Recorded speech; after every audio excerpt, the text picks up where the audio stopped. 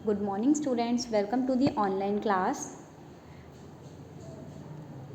कल हमने page number 86 तक फिनिश कर लिया था और आई होप आपने ये डायग्राम भी बहुत सुंदर अपनी नोटबुक में बना लिया होगा। ठीक है, आज हम स्टार्ट करेंगे साउंड। ठीक है, अब साउंड क्या होता है? Sound is what we hear, like knocking of the door, bursting of the cracker and the ringing of the bell and so on. Sound is a form of energy. It is produced during all our activities. इसमें क्या लिखा हुआ है? Sound जो है, sound क्या है? वही है साउंड, आवाज़ क्या है? वही है जो हम सुनते हैं। जैसे कि डोर का नॉक, डोर नॉक होती है, क्रैकर बर्न होते हैं, है ना, बर्स्ट होते हैं और बेल रिंग करती है ना, ये सारे क्या है? ये साउंड है। और ये sound is a form of energy, और साउंड जो है वो एक एनर्जी का फॉर्म है। ठीक है, साउंड ही है जो एनर्जी का एक फॉर्म है, और ये हम पूरे दिन में जो एक्टिविटीज़ करते हैं उसमें प्रोड्यूस होती है ना। अगर हम कुछ एक्टिविटी कर रहे हैं तभी तो कुछ साउंड आएगा। अगर हम खाली बैठे हैं, बिल्कुल कुछ भी नॉइज़ नहीं कर रहे हैं, तो एक भी साउंड नहीं आएगा, है ना। कुछ ना कुछ जो हम एक्टिविटी करते हैं पूरे दिन में, उससे साउंड जो है वो क्रिएट होता है। अब आपको यहाँ पर 10 साउंड्स लिखने हैं ना, जैसे कि आपको यहाँ पर एग्जांपल दिया हुआ है ना, जैसे knocking of the door, bursting of the cracker, ringing of the bell, है ना।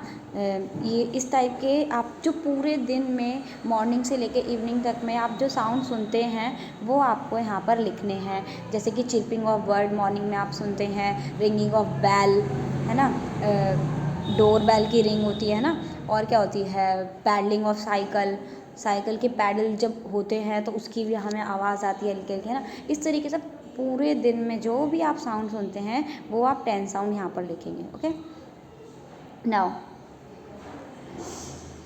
Our ears sense sound, some sound fall as soft sound on our ears while other sound fall as noise.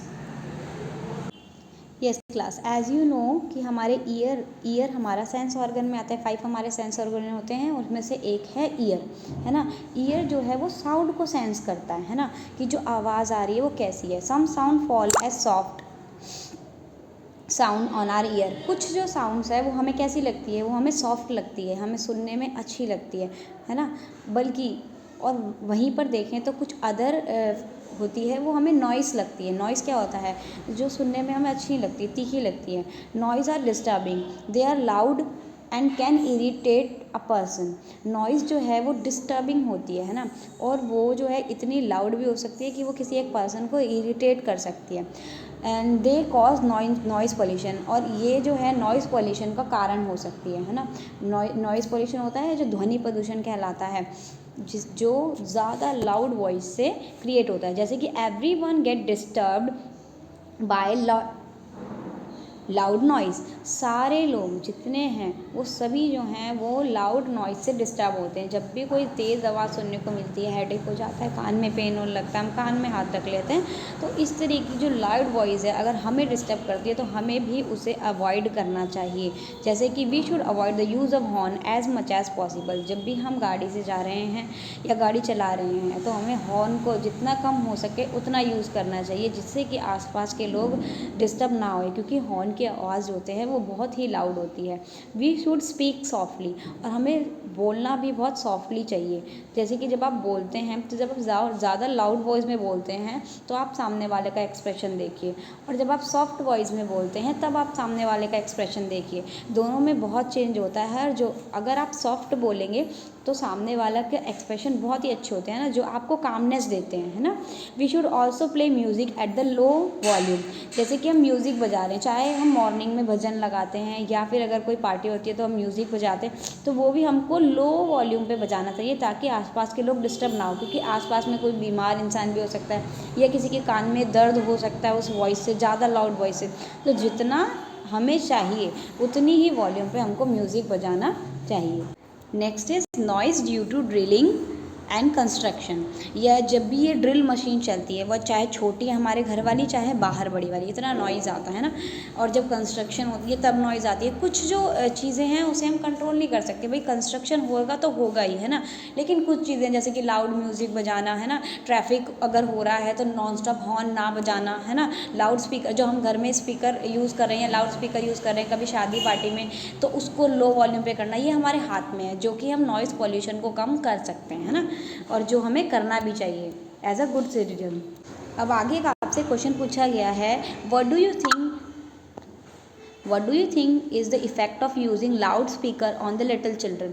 अगर आप loud speaker का use करते हैं ना, तो उससे एक छोटे बच्चे पे क्या इफ़ेक्ट पड़ेगा? आप क्या सोचते हैं कि उस पर क्या इफ़ेक्ट पड़ेगा कि उसके आसपास जो है इतना ज़्यादा लाउड म्यूज़िक बज रहा है और उसके ईयर जो है इतने छोटे और सॉफ्ट, उस पर क्या इफ़ेक्ट पड़ेगा ये आप खुद सोचेंगे, है ना।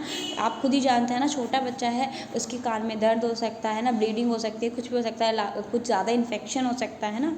तो हमें इस चीज़ को अवॉइड करना चाहिए जो चीज़ें बाकी लोगों को परेशानी दें, है ना।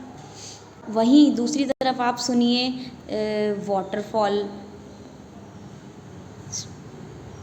स्ट्रिंग इंस्ट्रूमेंट, ओशन साउंड, ये जो हैं ये आते हैं हमारे स्मूथ साउंड में, बिल्कुल स्मूथ, जिसे हम बार बार सुनना पसंद करते हैं, है ना।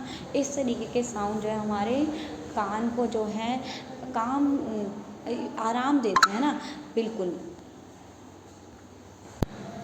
आगे आपका एक क्विक फैक्ट दिया हुआ है जो हम रीड करेंगे। देखिए, light always come after thunder, however you see light first then hear the sound of thunder, this is because light travel faster than sound. इसमें क्या लिखा हुआ है, लाइट जो है हमेशा जो है वो थंडर के बाद आती है ना। कोई भी थंडर आता है उसके बाद लाइट आती है, लेकिन हम हमेशा पहले लाइट को देखते हैं, बाद में कोई साउंड सुनते हैं, है ना, इस तरीके की चीज़ों में। तो क्यों होता है ये? क्योंकि this is because light travel faster than sound, जो लाइट है वो साउंड से फास्ट ट्रैवल करती है। ठीक है, ये हमारा क्विक फैक्ट था। This is enough for today and your homework is, बेटा आप ई बुक खोलोगे पेज नंबर 89 पे, आपके टिक द करेक्ट ऑप्शन है ना। एक बार आप उसे खुद ट्राई करेंगे, ओनली 3 क्वेश्चन है, टिक द करेक्ट ऑप्शन है, इसके 4 ऑप्शन है, उसमें से एक आप टिक करके लाएंगे, ठीक है। कल हम इसको डिस्कस करेंगे और इसमें वर्क करेंगे। और जो टिक द करेक्ट ऑप्शन है ये आपको बुक में ही करना है, नोटबुक में नहीं करना है। This is enough for today. Okay, stay at home, don't go out to play because pollution level is very high, so stay safe.